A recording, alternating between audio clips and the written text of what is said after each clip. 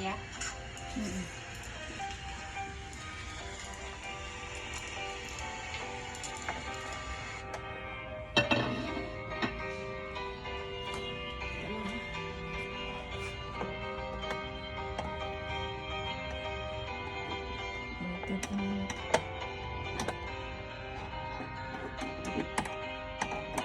Ay, papasok siya dyan. Ayun.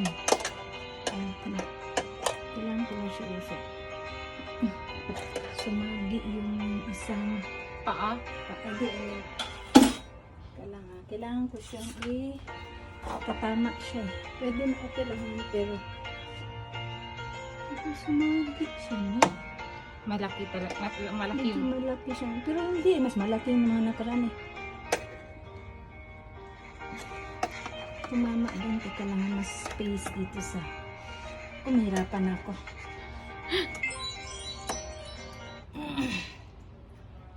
Sige, makakaya naman. Dapat makaikot siya.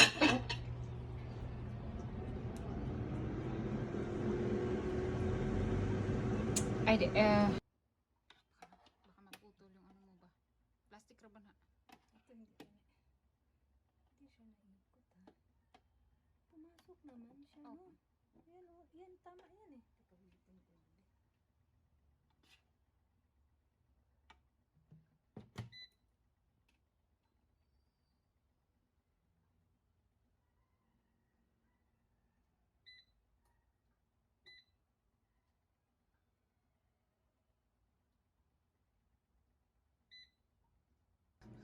Wait lang, ha. Dapat iikot talaga siya, Mars. Shock, tumama yung ano, Mars. Ah, yung paa. Pa ah! Tumama yung hika. Ay, hindi. Nakakaikot naman siya, pero oops, napipigilan niya, ha. Kailangan ko siyang ayusin. Yung wings. Asan yung wings? Umikot naman din. Pak-pak niya. Umikot naman siya, Nick.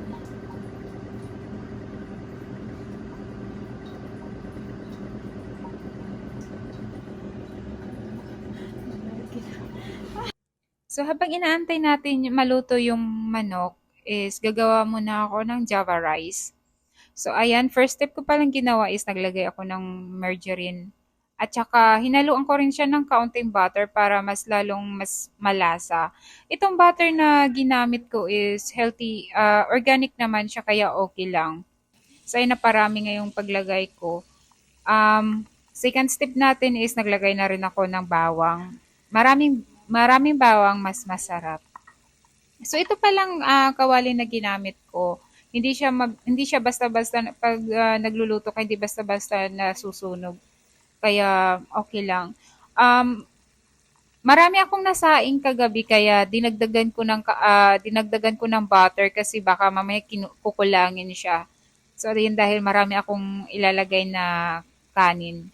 Okay lang yan kasi marami din naman tayong ilalagyang kanin na para mas lalo siyang lasap na lasap mo yung lasa. So ayan, hinahalo ko nga lang muna yung butter at saka bawang.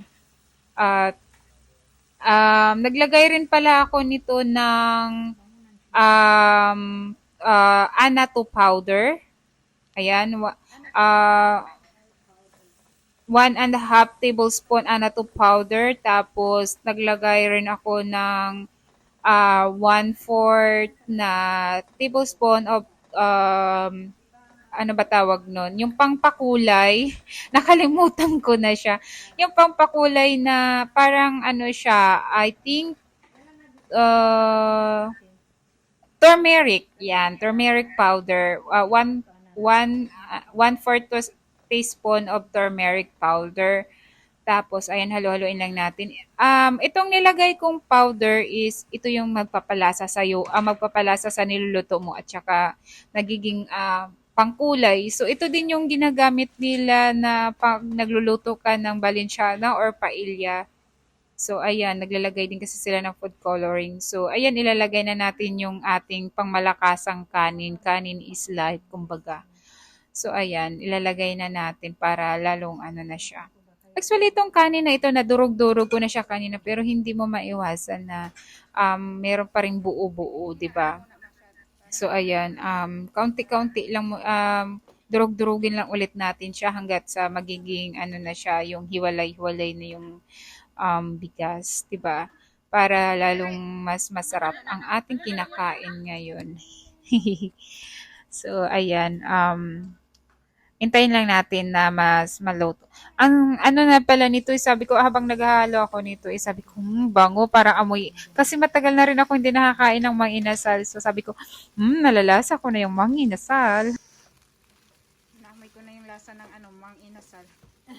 Oo, ganito lang naman yan eh. Gusto bakit pa? Ano pa, hindi man ang liyan sa minasa ng Java rice. Manginasal. Amoy ka siya, te. Hindi na yan.